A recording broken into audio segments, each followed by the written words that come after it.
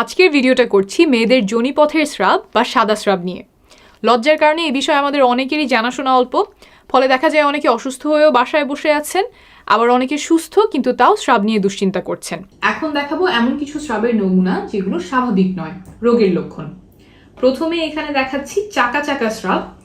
দেখতে সাদা কিন্তু এর মধ্যে চাকা চাকা রয়েছে, দেখতে কিছুটা দই বা পনিরের মতো। এখানে আমি কটেজ চিজ দিয়ে দেখাচ্ছি। এমন স্রাবের সাথে সাধারণত মাসিকের রাস্তায় বেশ চুলকানি হয়, প্রস্রাব করার সময়, সহবাসের সময় ব্যথা হতে পারে, জ্বালাপোড়া হতে পারে। এগুলো এক ধরনের ফাঙ্গাল ইনফেকশনের লক্ষণ। এরপরে যে ধরনের স্রাব দুশ্চিন্তার কারণ সেটা হলো ধূসর বা ছাই রঙের স্রাব। আমি একটু দেখাই কেমন হতে পারে সেই রংটা। কিছুটা এইরকম স্রাব। এই ছাই রঙের স্রাব আনতে আমি কফি, ফুড কালার এবং দই ব্যবহার করেছি। রোগীরা সাধারণত আমাদের কাছে এসে বলে যে স্রাবে খুব দুর্গন্ধ যাচ্ছে, পচা মাছের মতো দুর্গন্ধ হচ্ছে, তবে তাদের সাধারণত ব্যথা থাকে না, চুলকানি থাকে না। এই রোগটা কেন হয়? যোনিপথে যেসব ব্যাকটেরিয়া থাকে তাদের মধ্যে যদি কোনো কারণে অনেক অদল বদল হয়, যোনিপথের স্বাভাবিক পরিবেশ নষ্ট হয়ে যায়, তখন এই রোগ দেখা দিতে পারে।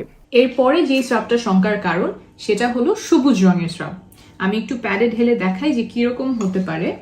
কিছুটা এইরকম সবুজ রঙের স্রাব যেতে পারে।